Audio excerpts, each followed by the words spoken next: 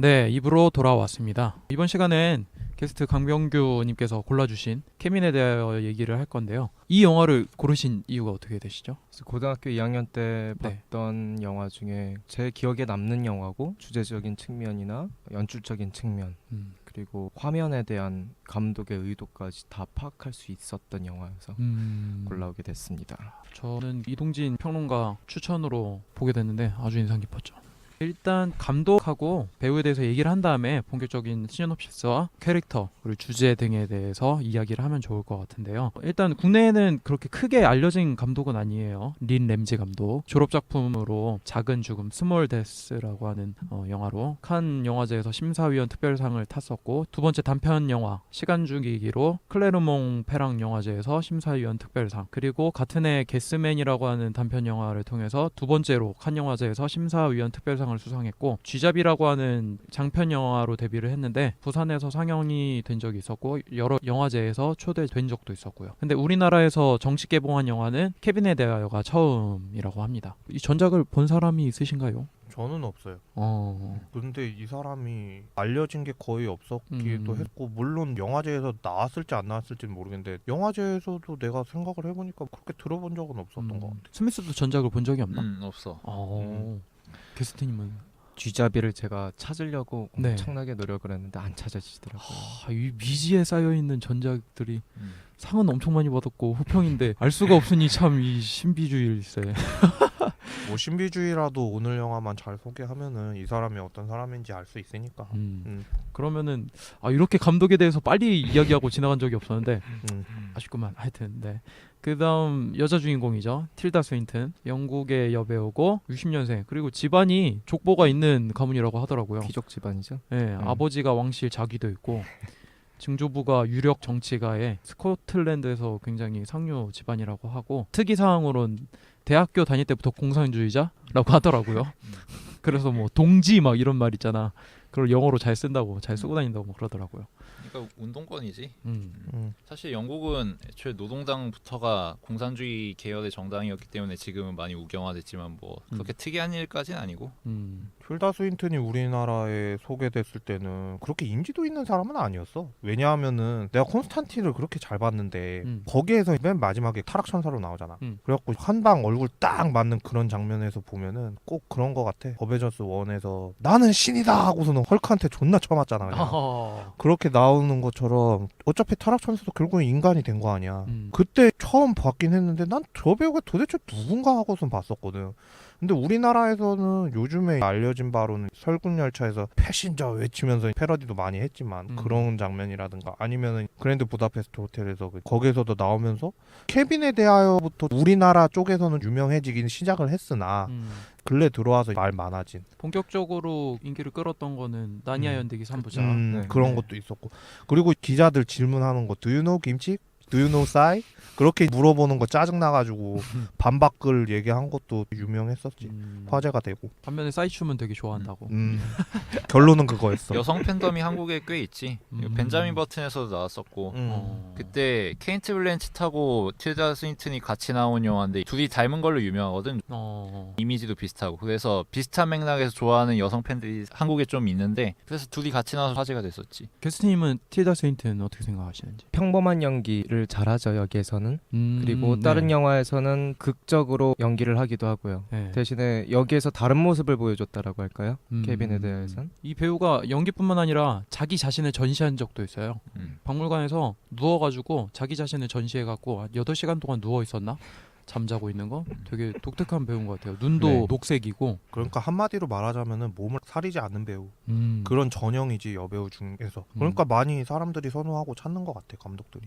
60년생이라 쉰이 넘으셨는데 그런데도 불구하고 그렇게 할 수 있다는 게 대단한 거지. 49세에 찍은 영화가 I Am Love지. 아들의 남자친구와 바람이 나는 뭐 이런 역할인데 상당히 인상적이었던 기억이 나. 그리고 이 사람 출연 영화 중에 초기작으로 본 건 올란도였는데 이게 버지니아 울프 소설이 원작이거든. 그거를 영화로 옮긴 건데 이것도 상당히 재밌었어요. 원래 남성이었는데 여성이 되는 이런 주인공이 나오거든. 그래서 남성과 여성 역할을 동시에 해야 되는데 그걸 상당히 잘 수행했지. 그 설국열차에서 틸다 스윈튼 나왔을 때 뿌듯했어. 아 인정받았구나 봉준호가 뭐 이런 느낌. 이분 나오면은 저번에 다뤘던 메리 스트립이랑 뭔가 다른 느낌으로 다른 포스가 느껴지는. 이 사람도 특이한 거 너무 많이 해서 그렇게 네가 느꼈을 수도 있을 거야. 다음 배우는 아들로 나오는 이즈라 밀러. 미국 배우고 92년생이에요. 특이한 거는 아버지가 월트 디즈니 성인대상 출판부의 부사장이었던 거. 그리고 아버지가 유대인이고 어머니가 개신교 신자인데 스스로를 유대인이라고 생각을 하는데 스스로 퀴어인 것 같다라고 얘기를 하더라고요. 작품은 그렇게 많진 않습니다. 애프터스쿨로 데뷔했고 캐비넷 에어. 그 다음에 많은 인지도를 얻은 건 월플라워. 월플라워. 네. 아 내가 잘은 모르겠는데 얘가 청소년 드라마 같은 거 나오지 않았었을까라는 생각은 들어. 드라마 나왔었어요. 아 드라마 네. 내가 잘은 모르겠는데 드라마 나왔을 법한 페이스더라고. 딱 그 나이 때 연기를 잘한 것 같은데 일단은 어린데도 불구하고 얘가 눈빛이 살아있으니까 좀 무섭긴 하더라고. 극 중에 너 이제 16살이잖아 그랬는데 얼굴도 16살도 아니고 거의 마지막에 갔을 때는 16살이 할 만한 행동이 아닌 거를 자꾸 하는데 16살이 그러니까 깜짝 놀랐어. 깜짝 놀라지 보면서. 다른 거보다 그 아역 배우랑 진짜 아역 배우가 성장하면 얘처럼 되겠구나라는 그게 느껴져서 나는 아역 배우도 되게 대단하다고 생각을 했어. 이즈라 밀러는 그 나이 때 가장 잘 맞는 연기를 하는 것 같고요. 나중에는 아마 예술 계열 쪽으로 빠져서 연기를 하지 않을까라는 관측을 하기도 해요. 진짜 미소년이지 미소년. 네. 그다음 남편 플랭클린으로 나왔던 존 씨 라일리, 매그놀리아, 부기나이트, 시카고, 갱스 오브 뉴욕, 에비에이터, 주먹왕 랄프, 가디언즈 오브 갤럭시 등에서 목소리로 연기를 했고 원래는 코미디언이죠. 우리나라 사람들이 봤을 때 이름을 들어서는 몰라. 딱 화면을 보고 저 사람 그 사람이다. 그러면서 어디에 나왔었던 사람인데 나 그 사람 이런 사람의 전형이죠. 남편 역할 전문이지.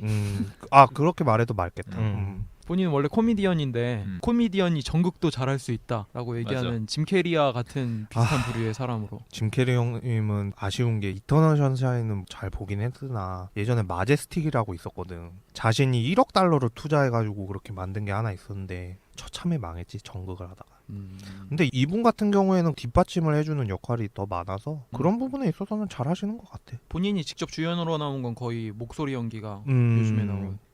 그러면은 저희가 맨 처음에는 시놉시스에 대해서 말씀을 드리고 캐릭터, 화두와 주제, 그리고 특징, 명장면에 대해서 얘기를 하고 마무리 짓는 걸로 한번 해보겠습니다. 일단 전체적인 줄거리를 읊어드리도록 하겠습니다. 저희가 방송하는 것에는 스포일러가 포함되어 있기 때문에 주의해서 들으시면 될 것 같습니다. 자유로운 삶을 즐기던 여행가 에바에게 아들 케빈이 생기면서 그녀의 삶이 180도 달라지게 됩니다. 일과 양육을 동시에 해내야 하는 에바의 삶은 케빈의 이유 모를 반항으로 점점 힘들어져 갑니다. 에바는 가족 중 유독 자신에게만 마음을 열지 않는 케빈과 가까워지기 위해 애를 쓰지만 그럴수록 케빈은 더욱 교묘한 방법으로 에바에게 고통을 주게 됩니다. 세월이 흘러서 청소년이 된 케빈은 에바가 평생 혼자 짊어져야 될 끔찍한 일을 저지르게 됩니다. 여기까지가 내용이고요. 이야기를 하면 좋을 것 같은데요. 일단 이 케빈에 대하여라는 제목을 딱 들었을 때 사람들이 의문을 품게 되지. 케빈이라는 애가 도대체 누구길래. 근데 결론부터 얘기를 하자면은 우리나라에 우리 아이가 달라졌어요.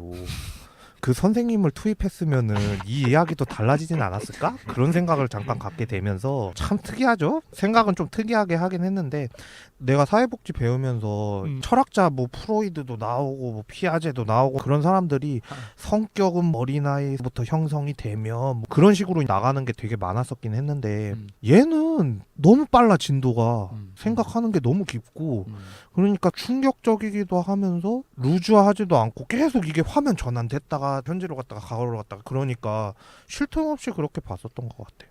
일단은 이 영화 자체가 소설 원작이 있는 작품이기 때문에 네. 라이오넬 슈나이더라는 케빈에 대하여라는 원작품이 있는 것이고 그것을 시나리오로 각색을 해서 만든 작품인데요. 네. 일단은 제목 얘기하셨듯이 이 원제를 찾아볼 필요가 있다라고 생각을 해서 찾아봤는데 We Need to Talk of Kevin이라고 하더라고요. 네네. 직역을 하면 우리는 케빈에 대해서 이야기할 필요가 있다라고 해석이 되죠. 네. 의역하면 케빈에 대하여 관심을 갖고 이야기 이야기할 필요가 있다는 것이고 왜 케빈에 대하여 관심을 가져야 하는가라고도 말씀드릴 수 있을 것 같아요. 네. 이건 이따가 영화적 화두나 주제에 대해서 깊게 파고들 텐데 이 영화적 화두에선 중점적으로 왜 우리가 캐비넷에 관심을 가져야 하는가라는 미국의 사회적 이슈를 다룬 것이 아닌가라는 생각도 하긴 합니다. 네. 그게 원제를 놓고 우리나라에서 와서 의역을 하면은 그게 조금씩 바뀌는 게 있어서 네. 깊게 파면은 그렇게 팔 수도 있겠는데 저는 이게 딱 맞는 것 같긴 해요. 제목 자체가 이게 딱 부합이 되고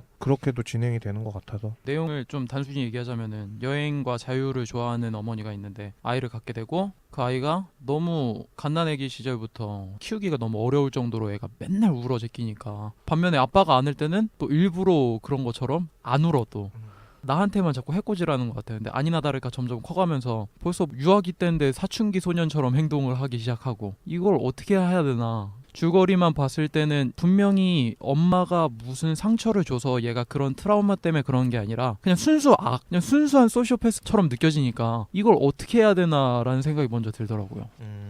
오기 전에 어제 원작 라이오넬 슈나이더 케빈에 대하여를 찾아볼 때 한 줄 네. 신호에 소시오패스 아들인 네. 케빈이라고 적혀 있더라고요. 아 그래요? 원작에서는 소시오패스인 것을 인정을 해버렸어요.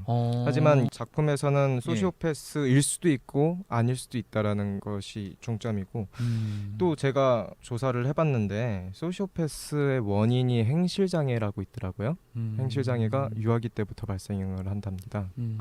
원인이 부모의 사랑이 부족할 때, 폭력을 받았을 때 발생한다고 하네요. 특징으로는 성에 일찍이 호기심을 보이거나 지나치게 조숙하다 이것도 영화에 포함이 돼 있고요.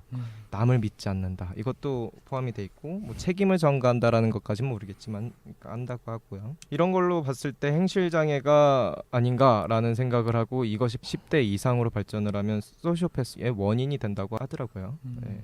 병리학이라고 할까요? 자세하게 다뤘다라는 그 린 램지 감독의 연출도 뛰어나다고 생각합니다. 사실 소시오패스라는 어휘 자체가 남용되는 감이 있어서 심리학적인 엄밀성을 가지고 얘기하는 게 아니라 그냥 보면서 좀 이상한 놈 있으면 다 소시오패스라고 갖다 붙이는 그런 경향이 너무 심하기 때문에 오염된 어휘가 아닌가 싶고 그래서 조심스럽긴 하지만 이 아이는 소시오패스 같아.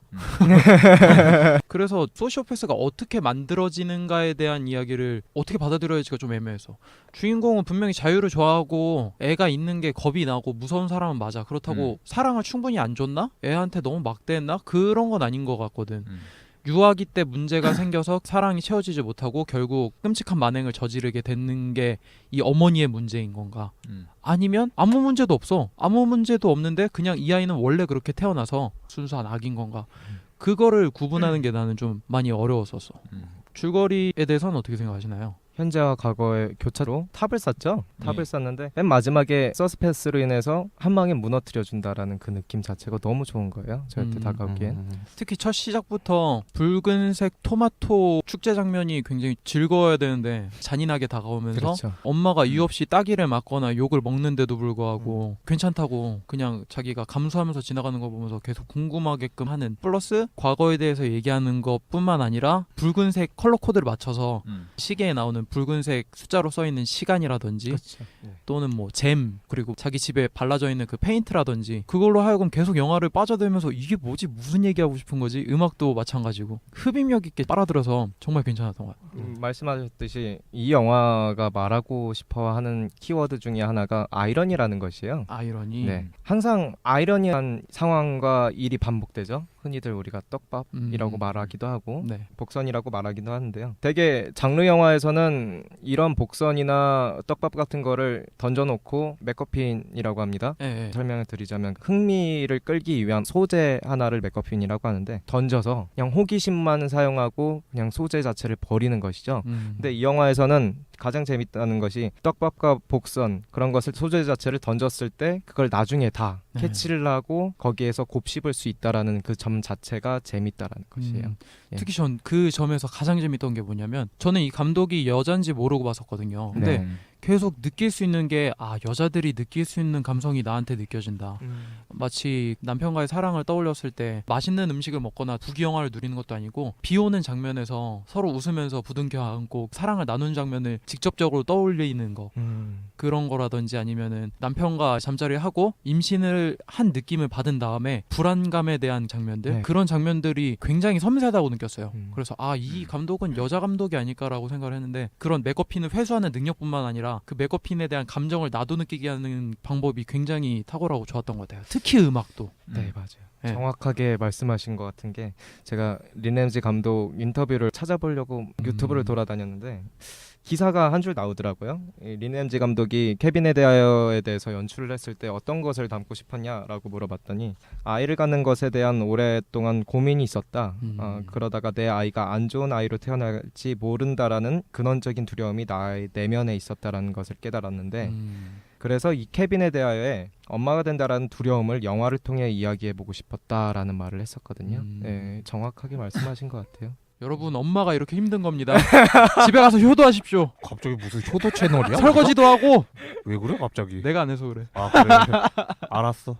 장난입니다. 그냥 너무 심각한 것 같아서. 나는 최근에 본 작품 중에 육에 관련해서 모든 비밀스러운 것들이라든가 아니면은 세컨 찬스라고 요즘 나오는 영화들이랑 좀 비교를 해봤을 때는 요즘에는 아이에 대해서 부각이 별로 되는 게 아니라 진실을 파헤치고 왜 이렇게 비밀리에 휩싸이게 만드는 건지 뭐 그런 식으로 풀어내는 게 많았는데 케빈에 대하여 같은 이런 작품들이 사회복지하는 사람들 입장에서 봤을 때는 한 번쯤은 보는 것도 필요하다고 느끼는 게 아까 전에 소시오패스 얘기를 했지만 정신분석학적이라는 뭐 그런 게 있어요. 근데 나는 깊게는 얘기는 못 하겠고 정신분석학적으로 볼 때 우리나라에서도 이런 사례가 빈번해요. 그러니까 케이스를 갖다가 사람들이 얘기를 안 할 뿐이지 이 아무개 씨, 김 아무개 씨 그런 식으로 해가지고 나오는 것들이 있는데 거기에서도 보면은 관심받고 사랑받지 못한 아이들이 커가지고 범죄를 저지른다거나 그런 것들이 있긴 있는데 또 한 가지 특징은 걔네들이 아주 스마트해. 지능적이야. 물론 영화에서도 골려주는 장면들이 굉장히 많은데 그걸 보면서 사람들은 빡쳐. 뭐 저런 새끼가 다 있나 막 그러면서 봐. 근데 실제로도 존재를 한다니까? 결혼을 하고 자녀가 있다고 했을 때 그런 나중에 미래적인 생각도 한 번쯤은 해보게끔 하는 그런 영화가 아니었나 나는 그렇게 생각을 하지. 내 자식이 이러면 미치지. 죽었어. 그냥 그러니까- 먹고 나 살자. 그러니까 계속 그냥 이야기를 막 휘젓듯이 지금 가고 있는데 화리 나는 소재도 어쨌든 그 동화책으로 인해서 인용이 되고 사람들한테 보여주면서 얘가 이런 거에 영향을 받아서 나중에는 그렇게 되는 거구나. 그러고서는 다 보여주는 거 아니야. 애들이 받아들이는 게 글 쓰고 있는 대로 쭉쭉 가는 거야. 그냥 그 생각이라든가 태도라는 게 스펀지에 물 빨아들이듯이 계속 빨아들이는 거야. 나는 그렇게 좀 생각을 하면서 봤었던 것 같아. 케빈은 어떻게 받아보냐 이거를 효시가 던진 논점인데 이 영화가 일방적인 영화는 아니라고 생각해. 왜냐하면은 일단 이 영화 자체가 어머니인 에바의 입장에서 촬영이 되고 있고 그치. 그 과정에서 케빈의 입장은 간접적으로만 드러날 뿐인데 그 간접적인 방식으로도 꽤 많은 것을 유추할 수가 있거든. 예를 들어서 어머니인 에바가 케빈에게 나름 노력하고 뭐 잘 대해주려는 모습을 보이려고 하지만 그것은 상당히 인습적이란 말이야. 맞아. 패턴이 다 정해져 있고 예를 들어서 에바가 케빈에게 공을 던져주면서 노는 장면이 있어. 근데 그걸 보면은 물론 어머니가 애하고 놀아준다 뭐 훈훈한 장면이다 이렇게 생각할 수도 있지만 좀 더 생각해보면 굉장히 형식적이고 의무적으로. 그치. 마치 케빈에게 동작을 수행할 것을 기대하는 듯한 이렇게 놀다 보면 얘가 나에게 공을 던져주겠지. 그럼 나는 기뻐할 거야. 그럼 얘도 흥이 나서 더 재미있게 즐기겠지. 이런 생각이 딱 엿보이잖아. 맞아. 그리고 이 영화 전체적으로 케빈이라는 인물 자체가 어른의 세계에 대한 허위나 기만에 굉장히 민감한 녀석으로 그려지잖아. 너의 공격 패턴은 다 파악했어. 이런 식으로 얘기하는. 맞아. 그러니까 그런 장면들이 반복되면서 이 케빈이라는 애가 에바가 사실은 자기를 사랑하는 척 할 뿐이지 사랑하지 않다는 것에 굉장히 민감하다는 게 보여지는 거지. 반대로 케빈은 에바를 사랑하지만 사랑하지 않는 척 하는 거고. 그래서 이 일그러진 모자 관계가 계속 이어지는 거지. 거기에 대한 대사로 이런 대사가 있잖아요. 익숙한 거랑 좋아하는 거랑 틀리다. 엄마도 내게 익숙한 거잖아. 이런 말을 하는데 그렇죠. 네, 아주 적당한 말 같아요. 네. 다 통달한 것 같아. 그냥 뭔가 깨달음을 딱 얻은 애 한 명이 영화 속을 다 휘저으면서 사람들한테 뭔가 혼란을 심어줘. 그러면서 우리가 지금 이렇게 이야기하고 있는 것 같아. 막 의문만 계속 던져주고 대답은 거의 없고 생각만 하게 하고. 그러니까 그 대사가 나왔던 게 엄마가 케빈한테 익숙해지면 좋아질 거라고 익숙해져 보라고. 그러니까 엄마도 나한테 익숙해져 있지 않냐고. 내가 좋진 않잖아 그렇지만 그런 거지. 이 영화에서 물론 어떻게 영화가 그려졌느냐와 어떤 것을 목적했느냐는 좀 다른 문제긴 하지만 분명히 영화에서 목적하고 있는 바는 케빈은 그냥 순수 악이다라는 건 아니란 말이야.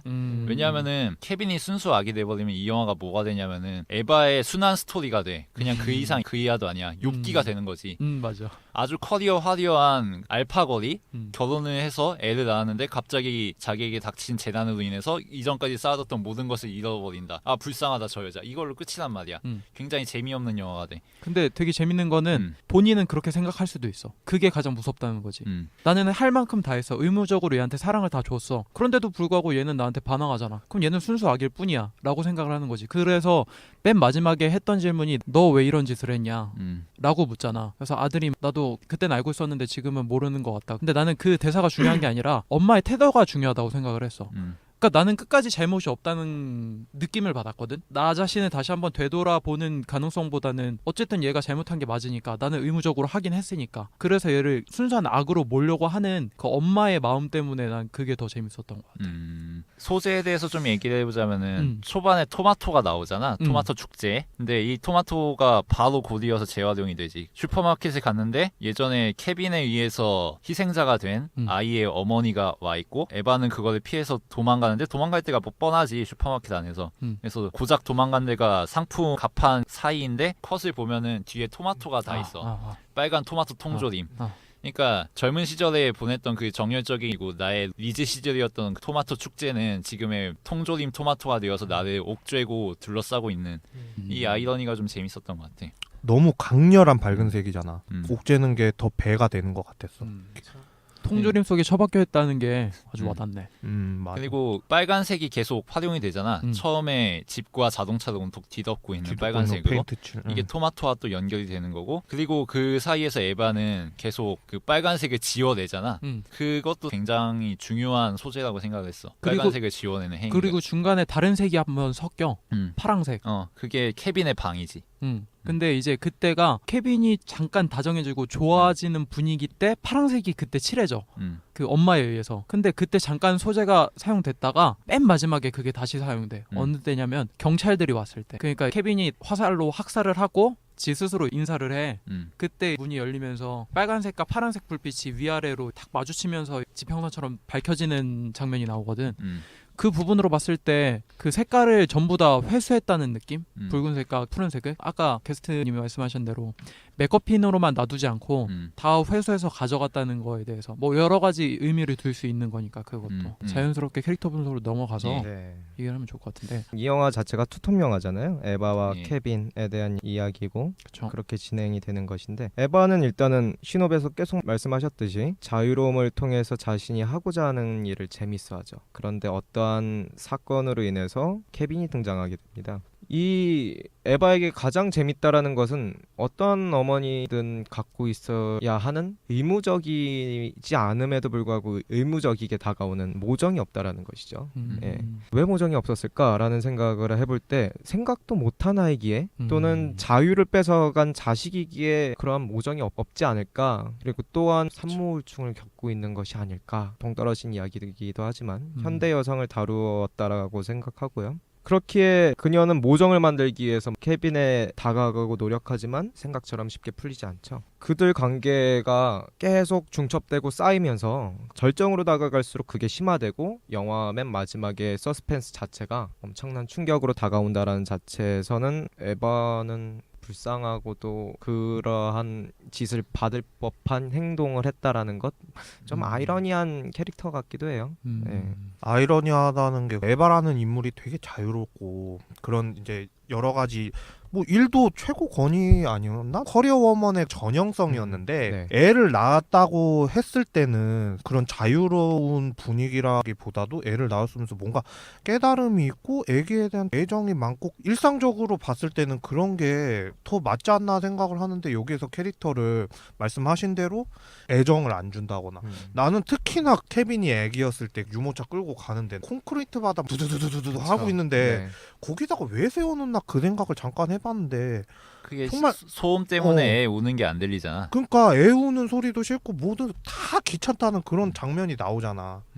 그런 거 보면서도 에바라는 인물이 애를 낳았음에도 불구하고 이렇게 관심이 없을 수가 있나? 그렇게 의문을 처음에 들어가게 되는 것 같아. 나중에는 교도소 장면하고 같이 교차가 되면서 불쌍하다라는 사실을 많이 깨닫게 되기는 하는데 개인적으로는 불쌍하다기보다도 나는 결국에는 벌 받는 것 같아. 네가 그렇게 자유를 많이 누렸으니까 책임에 대한 것도 네가 했어야 되는데 그 책임에 대하여서 느슨한 면이 없지 않아 있어서 나중에는 나는 불쌍하다는 생각보다도 벌을 받는 것 같아서 나는 결국에는 케빈하고 쌤쌤이 되지 않았나라는 생각을 좀 들기도 했지. 케빈은 일단은 악역이라고 말해도 될 것 같아요. 지독하고도 고약하게 관객들이 얼굴을 찌푸릴 정도로 교묘하게 에바를 갖고 놉니다. 그런 측면에서 봤을 때 악마 같다라는 생각이 들기도 해요. 하지만 극이 전개될수록 왠지 케빈을 이해할 수도 있을 것 같다라는 생각이 들기도 하죠. 왜냐면 에바가 케빈에게 행한 것이 있고 케빈이 반대로 에바에게 행한 것이 있듯이 방금 말씀하셨듯이 쌤쌤이 된다라고 하셨잖아요. 저는 쌤쌤인 것 같아요. 그냥. 저도 쌤쌤인 것 같아요. 그냥 나중에는. 그리고 이 사람이 소시오패스처럼 보일 수도 있겠지만 나중엔 단순 투정처럼 보이거든요. 왜냐면 모정이 없이 자랐기 때문에 극단적인 양면성을 가졌다라는 것은 특징으로 잡아둔다라고 치고요. 케빈이 선으로 봤을 때는 누구보다 가족을 생각하고 사랑하는 아들로 보여지고요. 악으로선 누구보다 괴물 같은 모습을 해서 에바를 끊임없이 괴롭히는 살쾡이 같다라고 할까요? 그래서 커다란 가면을 쓰고 있다라는 생각이 들기도 합니다. 뭐가 진짜인 모습인지도 모르겠고 이게 가면인가 이것이 진짜 얼굴인가라는 혼동을 야기시키기도 하잖아요. 그런 측면에서 봤을 때는 정 없이 사랑 없이 자라서 부리는 아기의 투정, 어리광이라고 보여지기도 합니다. 그러니까 에바에 대한 집착이죠. 에바에 대한 집착과 함께 케빈이 처음에 그런 행동들을 함에 있어서 난 왜 저럴까 그렇게 생각을 해봤는데 그 에바의 방을 만듦에도 불구하고 그거에 대해서 불만을 많이 갖잖아. 이거는 나에 대한 애정이 아니다. 자기만의 그런 공간을 만들면 어쩌자는 건지 뭐 그런 식으로 얘기를 하니까 얘가 되게 성숙되게 나오는구나 그랬는데 말씀하신 것처럼 후반부부터는 되게 단순해지고 투정 부리고 막 그러기는 하는데 맨 마지막에 봤을 때는 되게 치밀한 것 같았어요. 단순하기는 한데 일단은 자기가 저질러 놓는 그런 생각은 갖다가 일목요연하게 다 정리를 한 다음에 그 자물쇠를 준비하는 것도 그렇고 선물로 받은 그런 활 같은 것도 활용하는 것도 그렇고 자기가 쓸 수 있는 모든 걸 총동원해가지고 거기에다가 다 쏟아붓는데 거기에서 폭발을 시키잖아. 결국에는 자기의 그런 표현을 갖다가 나는 거기에서 에바가 불쌍한 게 아니라 걔도 불쌍하다는 생각이 들면서 쌤쌤 아까 전에 내가 계속 얘기하지만 그렇게 느낀 바가 있었고 제가 지금 시간이 없어가지고 그냥 결론부터 저는 얘기를 하자면은 우리 아이가 달라졌어요가 투입됐으면 어떻게 됐을까. 초반부에 내가 얘기를 했지만 초반서부터 잡았으면 나는 괜찮았다고 봐. 이 가정사가. 그런데 영화를 끌기 위해서는 극영화잖아. 또 이게 또 재미 요소를 붙여줘야 된단 말이야. 그러니까 이게 이야기가 이렇게 얽히고 설키고 들어가는데 단편이라든가 그런 거를 내가 본 적이 없으니까 일단적으로 이 사람이 정말 예술적으로 아트적으로 강렬하게 좀 뭔가 표현하고 싶은데 뭐 빨간색을 쓴다거나 파란색을 쓴다거나 뭐 이런 거를 갖다가 막 요소를 다 집어넣어. 평점 같은 거 주면 한 4개 정도는 줄 수 있을 것 같아요. 일단은 사람들이 보면서 생각은 되게 많이 할 수는 있어. 이게 극영화면서도 길기도 하지만 나는 집중력 있게 봤어요. 이게 전혀 지루하지가 않았어요. 지루하지는 않았으나 좀 사이코 드라마 뭐 그런 게 좀 많이 느껴지는 바 사람들한테 추천하기에는 좀 명작이긴 명작인데 나는 솔직히 좀 추천하기가 좀 꺼려하는 게 좀 있어서 별 한 개는 덜 준 것 같아. 자 그러면 명주는 여기서 마무리하도록 하고 미안해요. 제가 오늘 두서없이 좀 막 내지른 것 같아가지고 나도 지금 생각 없이 막 얘기한 것 같아 그냥. 괜찮습니다. 저희가 마무리 잘 할게요. 편집 좀 잘해줘. 편집 좀 잘해줘 그냥. 알았어.